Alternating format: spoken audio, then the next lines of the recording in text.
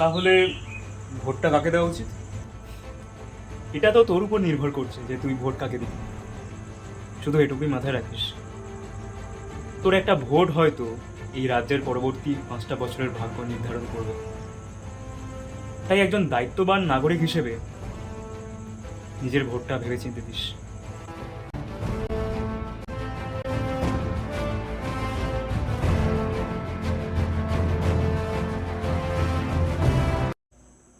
হ্যাঁ স্যার, হ্যাঁ হ্যাঁ হ্যাঁ হ্যাঁ স্যার। আরে স্যার, আপনি একদম চিন্তা করবেন না, এবারের ভোটটা আমরাই জিতছি। আচ্ছা, সব কটা এরিয়া কভার হয়েছে তো? হ্যাঁ স্যার, হ্যাঁ হ্যাঁ, পশ্চিম দিকের যে কটা জায়গা কভার করতে বলেছেন সব কটা জায়গা আমি কভার করে দিয়েছি। এখন শুধু ভোটের রেজাল্টের অপেক্ষা। মানুষের দরকার সুবিধা আর আমাদের দরকার ভোট। আচ্ছা, আমি কিন্তু কোনো ঝামেলা চাই না। বাকি তোমার হাতে পাওয়ার আছে, তুমি কি করবে তুমি জানো। কাল সময় মতো চলে এসো। ওকে ওকে ওকে ওকে স্যার, ওকে স্যার, হ্যাঁ হ্যাঁ, একদম একদম। হ্যাঁ sir, good night good night. হ্যাঁ হ্যাঁ, ঠিক আছে। ঘড়িতে কটা বাজে? হ্যাঁ হ্যাঁ হ্যাঁ, আমি পাঠিয়ে দিয়েছি, আপনি দেখে নিন। হুম হুম, ঠিক আছে। আর বলিস না দাদা, সামনে ভোট বুঝতেই তো পারছিস, আর একটু দৌড়ঝাঁপ করতে হচ্ছে আর কি। আর এখন করবো না তার কখন করবো বল। যাই হোক, মানে আমি মায়ের জন্য ওষুধগুলো নিয়ে এসেছি, একটু মাকে খাইয়ে দে প্লিজ। প্লিজ প্লিজ প্লিজ একটু খাইয়ে প্লিজ। তুই এসেছিস বাবা, যা যা, আর দেরি করিস না। এবার কিছু খেয়ে নিয়ে শুয়ে পড়, সারাদিন অনেক ধক হয়ে গেছে। হ্যাঁ মা, এই ফিরলাম আর কি। তুমি এখন ঘুমাও নি কেন মা? ঘুমিয়ে পড়ো মা, রাত অনেক হয়েছে, ঘুমিয়ে পড়ো ঘুমিয়ে পড়ো। আর মা, তোমার ওষুধটা আমি দাদাকে দিয়ে দিয়েছি, ঠিক আছে? দাদা একটু প্লিজ প্লিজ যা। ওই ওষুধ আমি খাওয়াবো না মাকে, খাওয়াবো না। আর তোর ফিরতে তো দেরি কেন হলো সেটা আমাকে। দাদা, আজকের দিনটা ছাড় না রে, কাল কথা বলি। ছাড়ার মতো পরিস্থিতি আর নেই রে ভাই, অনেক হয়েছে, আর নয়। কি চাইছিস তুই? আমি আমি কি চাইছি? ভাই শোন না রে ভাই, এই পার্টি পলিটিক্স আর কতদিন, আর কতদিন এভাবে চলবে? আবার শুরু হয়ে গেলি তুই। কি শুরু হয়ে গেলাম আমি? না না, বল না, বল বল আমাকে, বল কি শুরু হয়ে গেছে আমি? তুই নিজে কি করছিস সেটা তুই জানিস?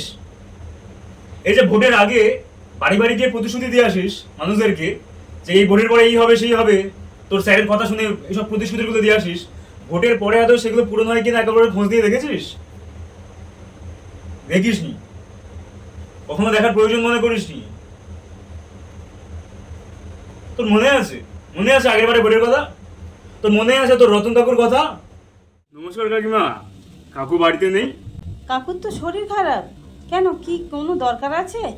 আমাকে বলতে পারো। আচ্ছা আচ্ছা, থাক তাহলে, আর টাকা দরকার নেই। আসলে এখান থেকে যাচ্ছিলাম, ভাবলাম একটু দেখা করে যাই। কাকিমা সামনে ভোট, ঠিক আছে? আর বুঝতেই তো পারছেন, সকাল সকাল যাবেন ভোট দিতে, আর ঠিকঠাক জায়গায় ভোটটা দেবেন। আর আমি তো আপনার ছেলের মতোই, বলুন, তাই একটু ভোটটা একটু ঠিকঠাক জায়গায় দেবেন। আর কোনো যদি সমস্যায় পড়েন, কোনো যদি কিছু সমস্যা হয়, দিন রাত একদম চিন্তা করবেন না কাকিমা। যখন সমস্যা হবে একবার শুধু একটু জানিয়ে দেবেন, ঠিক আছে? সবসময় আমরা আছি আপনার সাথে। আর আমার দলের লোকরা বাইরে আছে, আমি আর বাড়িতে এসে বেশি আর ভিড় করলাম না, ঠিক আছে? নিজেদের মধ্যে কি আর বলবো বলুন, ঠিক আছে? একটু বোঝে নিতে ব্যাপারটা। আচ্ছা ঠিক আছে, তাহলে আমি আজ আসি, আর ঠিক আছে, আমি আর বেশি কথা বাড়াবো না, নমস্কার। আর ভোটটা একটু ঠিকঠাক জায়গায় দেবেন, কোনো সমস্যায় পড়লে অবশ্যই জানাবেন, ঠিক আছে? আজকে আসি তাহলে, ঠিক আছে? ঠিক আছে, নমস্কার নমস্কার, ঠিক আছে। না না, একটা কাজ আমি অত সময় দিতে পারবো না, আমার হাতে তো টাইম নেই। কাজের মধ্যে বলে দেখ, নাহলে বাদ দে, ঠিক আছে? আরে এক সেকেন্ড ধর তো। হ্যালো, কে? হ্যালো, হ্যালো, বাবা শুনতে পাচ্ছিস? আমার একটা অ্যাম্বুলেন্সের ব্যবস্থা করে দিবি বাবা, কাকুর খুব শরীর খারাপ। একটু একটা ব্যবস্থা করে দে না বাবা। Hello hello. Hello, hello.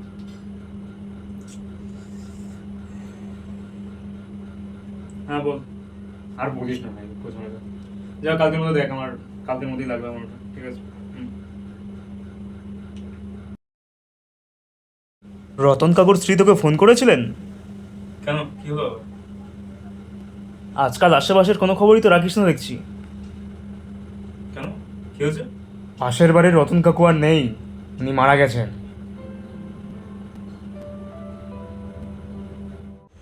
চুপ করে থাকিস না, উত্তর দে। তো কি করবো আমি, বল?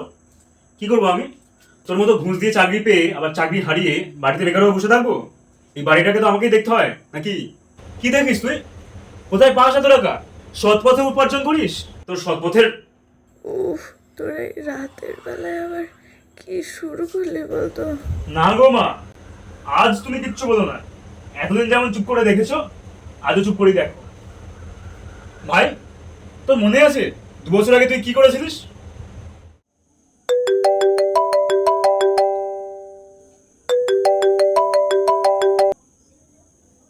বল, কি বলছিস? তোদের এই উটকো ঝামেলা আমার ভালো লাগে না। ঠিক আছে, রাখ, আমি দেখছি কি করা যায়।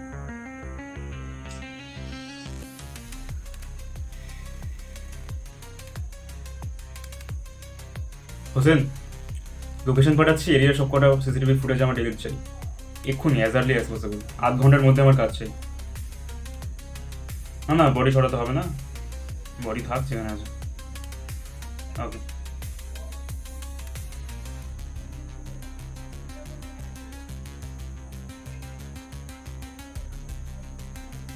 ওসি, এটা খবর আছে। না না, বডি সরাইনি। বডি সরালে পাবলিক খেপে যাবে, আর পাবলিককে খেপিয়ে লাভ নেই। তবে হ্যাঁ, একটা কথা জানিয়ে রাখি, আমি 2 দিন পরে কিন্তু সব মোমবাতি মিছিল, জাস্টিস মিছিল কিন্তু আমি পছন্দ করবো না। এলাকা তোমার, পাবলিককে কীভাবে সামলাবে তো সেটা তুমি জানো। বডি যেখানে আছে সেখানে থাক। মেয়েটার বাবা মা অন্তত মেয়েটাকে শেষবারের মতো দেখতে পারে একবার। ঠিক আছে? হ্যাঁ হ্যাঁ, 2 দিন পরে কেস উঠবে, তারপর আবার 2 দিন পরে কেস সাইড লাইন হয়ে যাবে। আর বেশি ঝামেলা কিন্তু চাই না আমার এলাকায়।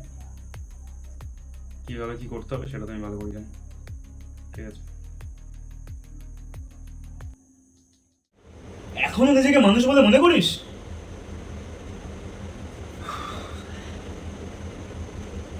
আরে আমাদের একটা বোন আছে, কলকাতার কলেজে পড়াশোনা করে।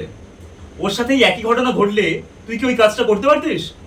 ও আমার বোন হয়, ওর ব্যাপারে কিছু বললে জিভ টিনে ছেড়ে দেবো। ও আমারও বোন হয় রে ভাই, ও আমারও বোন হয়।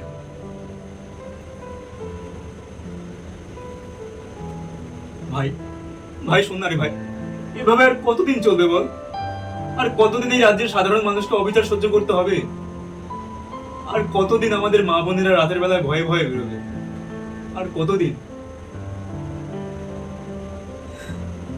আর কতদিন তোর এই দাদার মতন ছেলেমেয়েরা হয় চাকরি হারিয়ে, না হলে চাকরি না পেয়ে রাস্তা রাস্তায় ঘুরে বেড়াবে? আর কতদিন? আর কতদিন বল, বল আর কতদিন বল? আর হ্যাঁ, তোর এই দাদা না ঘুষ দিয়ে চাকরি পায়নি, কদমের জোরে পেয়েছে। সকাল সন্ধ্যে পড়তে পড়তে মাথা যন্ত্রণা করতো, তবু অভাবের কারণে কোনোদিন বলিনি যে আমাকে ডাক্তার দেখিয়ে নিয়ে এসো। আমি কালকে এই বাড়ি ছেড়ে চলে যাবো। দাদা দাদা দাদা শোন,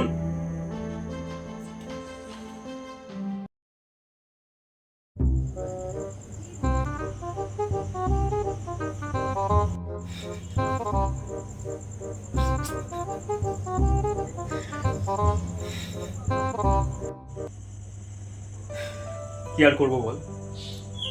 বাবা মারা যাওয়ার পর সংসারের কি অবস্থা হয়েছিল তুই তো জানিস। আরে এমনিতে আমি অ্যাভারেজ স্টুডেন্ট ছিলাম, লাইফে কি আর করতাম বল? তুই ইউনিভার্সিটির র্যাঙ্ক হোল্ডার ছিলিস, তাই আমি চাইনি তুই পড়াশোনা ছেড়ে দিয়ে সংসারের হালটা ধরিস। আমি কি খুব ভুল করেছি বল?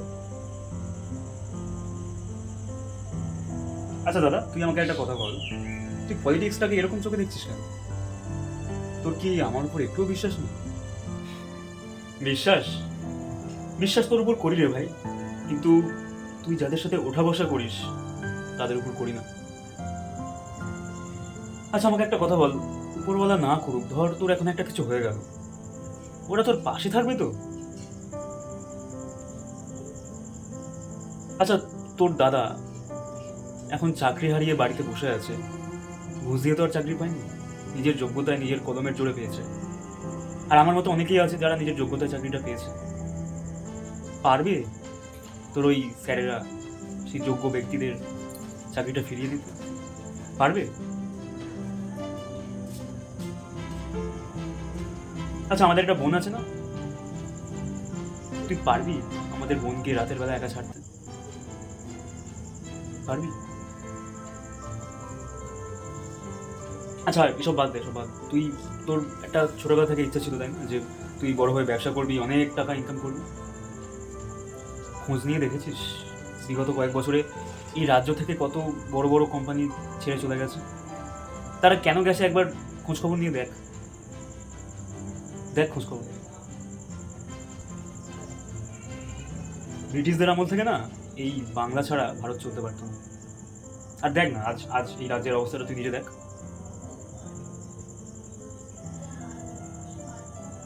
একটু আগে জিজ্ঞেস করেছিলিস না যে পলিটিক্সকে এরকম চোখে দেখছি কেন আমি? পলিটিক্স হয়তো খারাপ নয়, কিন্তু এই পলিটিক্সের অপব্যবহার যারা করে না, তারা সত্যি হয়তো খুব খারাপ। আমি পলিটিক্স ছেড়ে দিলে তুই খুশি হবি?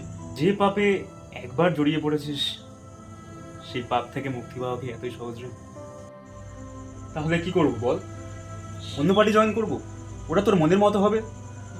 আমরা মধ্যবিত্ত রে, পার্টি পলিটিক্স করে আমাদের পেট চলবে না। এই পার্টি তোদের মতো জোয়ান ছেলেদের 2-3 দিন ইউজ করবে আর তারপর ছুঁড়ে ফেলে দেবে।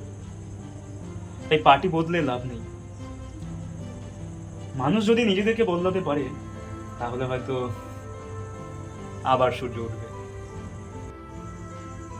আচ্ছা, এত তো পার্টি পলিটিক্স করলি, এবার একটা কথা বলতো, পারবে কোনো পার্টি ভাতার বদলে কর্মসংস্থান দিতে? মহিলাদের যাতায়াত ফ্রিতে না করে বরং তাদের সুরক্ষার ব্যবস্থা করতে? ধর্ষকদের খুঁজে বার করে শাস্তি দিতে পারবে? পারবে আবার ইন্ডাস্ট্রি ফিরিয়ে আনতে এই রাজ্যে? পারবে এই দেশের নিয়ম কানুন সমস্ত নেতামন্ত্রীদের জন্য এক করতে? পারবে? পারবে না হয়তো। তাহলে ভোটটা কাকে দেওয়া উচিত? এটা তো তোর উপর নির্ভর করছে যে তুই ভোট কাকে দিবি। শুধু এটুকুই মাথায় রাখিস, তোর একটা ভোট হয়তো এই রাজ্যের পরবর্তী 5টা বছরের ভাগ্য নির্ধারণ করবে। তাই একজন দায়িত্ববান নাগরিক হিসেবে নিজের ভোটটা ভেবেচিন্তে দিস।